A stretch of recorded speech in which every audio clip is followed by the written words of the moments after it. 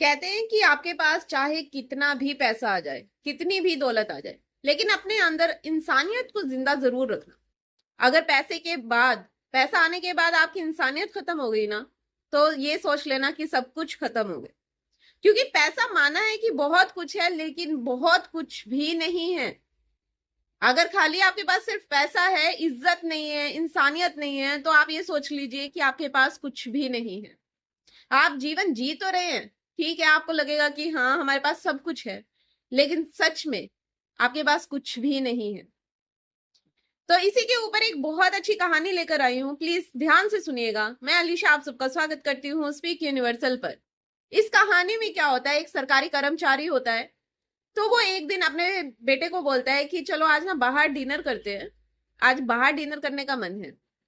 तो उसकी वाइफ अपने मायके गई हुई होती है, तो वो अपने लड़के को लेकर कार में चला जाता है और कहता है, बड़ी वो उसकी ना आदत होती है, कईयों की आदत होती है ना कि बहुत बड़ी बड़ी मारनी, मतलब अपने बारे में हर वक्त मुंह मियां मिट्ठू बनना। मतलब एक कहावत, एक मुहावरा है कि मुंह मियां मिट्ठू बनते ही रहते हैं कि हाँ मैं ये, चाहे वो कुछ भी ना हो। लेकिन उनकी एक आदत होती है, मेरे पास तो ये, मेरी तो इतने बड़े बड़े लोगों के साथ उठना बैठना है, ये है वो है। छोटी सी पोस्ट क्या होती है, मतलब अगर वो गवर्नमेंट जॉब कर रहे हैं, अगर उनके पास छोटी सी नौकरी भी है ना, तो वो अपने आप को ये सोचते हैं कि हम सबसे ऊपर। तो और यही घमंड उनको एक दिन ले डूबता है। तो ऐसे ही इस कहानी में होता है, वो बोलता है कि मैं अपने बेटे को बोलता है कि चलो आज डिनर करने जाते हैं बाहर। वो दोनों निकल जाते हैं और वो पूरे रास्ते अपने बेटे को यही अपनी फड़ियां मारता रहता है कि बेटा आज तो मैंने ये किया, आज तो मैं इनके साथ बैठ कर आया हूँ, बड़े बड़े लोगों के साथ मेरा उठना बैठना है, तुम्हें भी एक दिन प्राउड होगा कि तुम्हारे पिताजी तो ये है वो है फलाना है ढिमकाना है। तो ऐसे ही करके लगा ही रहता है। और अचानक से क्या होता है, एकदम आगे पुलिस वाला आ जाता है। पुलिस वाला उसकी गाड़ी को रोकता है और कहता है कि लाइसेंस दिखाओ। वो पुलिस वाले के आगे भी चुप नहीं होता, पुलिस वाले को कहता है कि तुम्हारी इतनी हिम्मत कि तुम मुझसे मांगोगे, तुम जानते भी हो मैं कौन हूं। पुलिस वाला कहता है कि ये मेरी ड्यूटी है, मुझे क्या लेना आप कोई भी हो, मैं अपनी ड्यूटी कर रहा हूँ, आपको मुझे दिखाना पड़ेगा अपना ड्राइविंग लाइसेंस। तो वो कहते हैं अच्छा, अब भी एक फोन करूंगा ना तो तुम्हें नौकरी से निकाल दिया जाएगा, ये है वो है। वो कहते हैं आपसे जो होता है कर लीजिए, आप मेरे को अपना ड्राइविंग लाइसेंस दिखाइए और आप जाइए। तो उसके बस में कुछ भी नहीं होता, वो सिर्फ भौंक रहा होता है, एक सच में है, मतलब बोल रहा ही होता है बिल्कुल ही पागलों की तरह। तो जब पुलिस वाला बिल्कुल ये कह देता है ना कि आपसे जो होता है आप कर लीजिए, वो ड्राइविंग लाइसेंस दिखाता है और वो निकलता है। वो सोचता है कि भाई यहाँ पर मेरी दाल नहीं गलेगी और यहाँ पे कोई फायदा नहीं इतनी मेरी फड़ियां मारने का। तो वो अपना ड्राइविंग लाइसेंस दिखाता है और वो वहां से निकलने की करता है। तो जैसे ही वो ड्राइविंग लाइसेंस पुलिस वालों को देता है ना, तो अचानक से क्या होता है कि पीछे से एक कार क्रॉस करके, रूल्स को ब्रेक करके निकलती है। तो आगे से जो फुटपाथ पे, मतलब जो चल रहे होते हैं, उनमें से एक को टक्कर मार के चली जाती है बुजुर्ग को।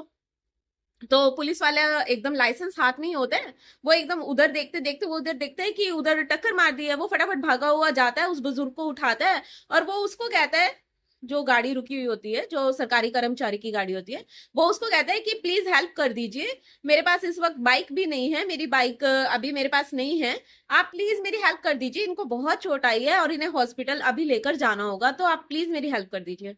पर वो घमंड में होता है कि इसने तो मुझे ऐसे किया, इसने मुझसे ड्राइविंग लाइसेंस मांगा, इसकी हेल्प नहीं करूंगा अब मैं। तो वो कहता है कि मेरे मेरे पास टाइम नहीं है, मुझे बहुत काम है, और वो ऐसी बहाने बनाकर वो निकल जाता है। पर उसकी ये सारी हरकतें कौन देख रहा होता है, उसका बच्चा देख रहा होता है।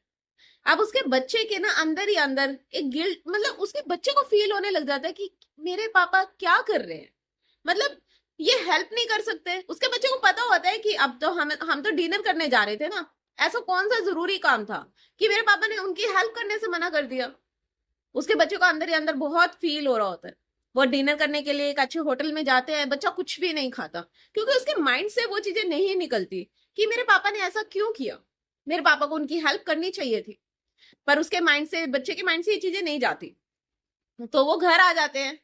तो घर आने के बाद बच्चा पूरी रात यही सोचता रहता है कि पापा को ऐसे नहीं करना चाहिए था, काश मैं थोड़ा बड़ा होता तो मैं पापा को बोलता, वरना अब तो पापा मुझे डांट कर चुप ही करा देंगे। मैं पापा को कैसे समझाऊं, पापा ने ये सही नहीं किया।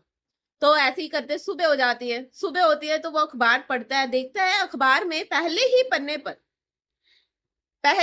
पर, वैसे तो छोटा बच्चा होता है, उसे अखबार से क्या लेना, वो डाइनिंग टेबल पर अखबार रखा होता है ना, तो फ्रंट पेज पर ही वो जो पुलिस वाला है ना, उसकी फोटो छपी होती है और उस पर लिखा होता है कि उसके बारे में अच्छी अच्छी बातें लिखी होती है कि इन्होंने हेल्प की एक बुजुर्ग की, और इनके पास बाइक भी नहीं थी, इन्होंने उन्हें गोद में उठाकर हॉस्पिटल टाइम पर पहुंचाया और उनकी जान बचाई, तो उनको एक पुरस्कार से सम्मानित किया गया है।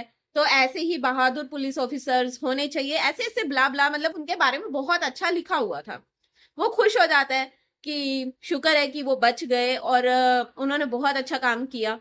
तो वो ये सोच रहा होता है, मन में एक क्वेश्चन आता है उसके माइंड में एकदम, कि अब मेरे पापा अमीर हुए या वो पुलिस वाला अमीर हुआ, क्या पैसे से अमीर होते हैं या इंसानियत से अमीर होते हैं?